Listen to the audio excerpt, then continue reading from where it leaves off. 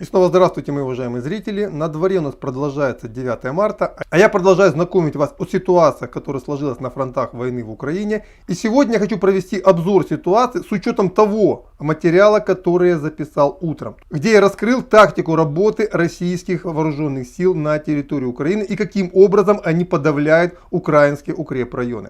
Ссылку на этот материал я дам в текстовой строке под видео, она появится в интерактивной ссылке сразу после этого видео.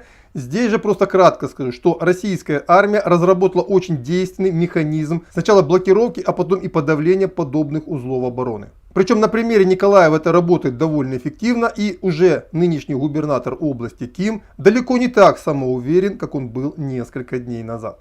Наоборот, он отчаянно просит жителей города выводить из строя российские системы РЭП, доставлять развединформацию в город, а его хваленый гарнизон, который еще недавно делал вылазки, прочно заперт сегодня в Николаеве. Более того, он даже не способен эффективно противодействовать при помощи артиллерии. То есть возможности по артиллерийским обстрелам николаевской группировки ВСУ резко упали. И на сегодняшний момент можно говорить о том, что Николаев уже в плотном кольце блокады. Собственно говоря, таким образом мы с Николаева и начали обзор фронта. Ну и далее на север российские войска действовать не будут. Максимум, что они могут сделать, это постепенно готовить переправу через Южный Буг, чтобы далее двигаться на Одессу. И точно так же пока не планируется никаких активных боевых действий в направлении Кривого Рога.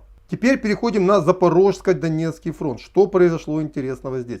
Группировка украинских войск в районе Гуляйполя блокирована. Пока она держится, а российские вооруженные силы и вооруженные силы ДНР сконцентрируют свое внимание восточней. Причем украинские войска южнее Донецка, понимая, что они в любой момент могут быть отрезаны, начали короткими переходами отходить на северо-запад, в район Курахова и Марьинки. Теперь переходим на восточно-донбасское направление, а именно в Луганскую Народную Республику и восточную часть Донецкой Народной Республики, где войска Луганской Народной Республики очень успешно действуют против города Рубежный. Они уже вошли на территорию города, идут бои, а тем временем тяжелая техника Луганской Народной Республики, перегруппировавшись в районе Первомайского, начала наступательную операцию на север. Целью замкнуть окружение вокруг группировки украинских вооруженных сил в районе Рубежного, Лисичанска и Северодонецка. Вчера была взята Попасная, сегодня идут бои в районе Золотого. Итак, с этим направлением понятно. Но самое интересное событие сегодня и вчера происходили в районе Балаклеи и Изюма. Вы знаете, я хочу этому сражению, а это одно большое сражение, посвятить отдельный материал, который, я надеюсь, выйдет именно сегодня ближе к вечеру. Так вот, это сражение и его последствия, а в этом сражении вооруженные силы Украины попытались нанести контрудар, но были разгромлены, уже очень быстро скажутся на ситуации на фронте. Здесь лишь только скажу, что попытка выбить российские войска из Балаклеи не увенчалась успехом, и украинская группировка была разгромлена. И также в целом уже закончен штурм города Изюм.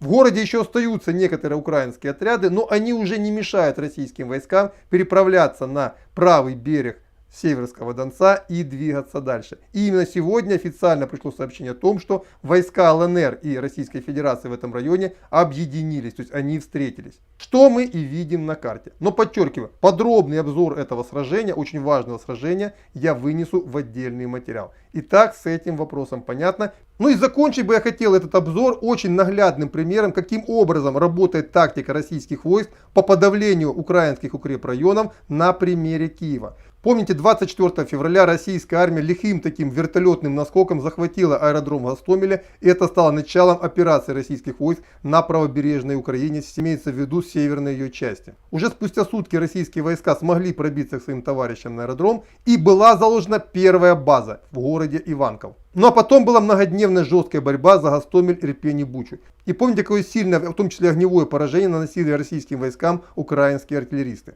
А вот сегодня украинская артиллерия в этом районе молчит. Почему? Именно потому, что и в Киеве тоже работает в целом план подавления регионов. На самом деле за несколько дней в Киеве были выявлены точки, откуда наносятся удары. Многие из этих артиллерийских систем уже подавлены, и они уже не могут эффективно бороться с российскими войсками. А отсюда российские войска, постепенно выдавливая украинские подразделения на юго-восток, заложили следующий свой опорный пункт в районе Бородянки и сегодня формируют еще один опорный пункт в районе Макарова, постепенно охватывая город Киев с запада и продвигаясь к югу. Причем по поводу города Бышева, мне местные жители говорят, что в целом пехотное подразделение российских войск пока не атакуют, идет именно артиллерийская обработка позиций украинских войск. И я так понимаю, российские войска, не торопясь на этом направлении, просто уничтожают украинские опорные пункты, чтобы дальше коротким броском занять эти позиции и идти дальше. А еще более наглядный пример, каким образом работает подобная тактика, мы можем видеть на примере Броваров. Помните, 3 или 4 дня назад в районе Броваров показалась первая российская разведка. То есть танки зашли, сбили блокпост и ушли,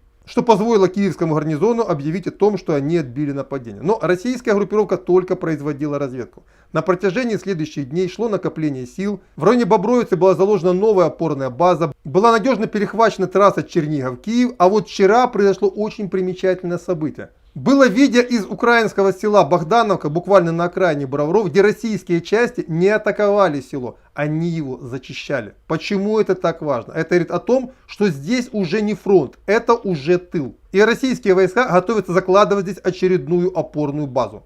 Причем, обратите внимание, в районе Броваров украинская артиллерия никак себя не показывает. То есть очень похоже и очень много маркеров говорит о том, что в целом украинская артиллерийская группировка в районе Киева заметно ослаблена. Да, она еще не уничтожена, но заметно ослаблена. И именно это позволило перейти российским войскам к следующему этапу блокады Киева. Когда никакого серьезного огневого поражения блокирующей группировки украинские войска уже нанести не могут.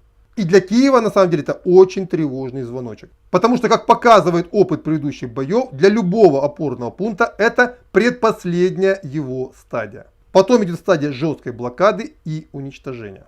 Но, как говорится, Киеву пока это еще не грозит. Вот это примерно то, что я хотел сказать в данном материале.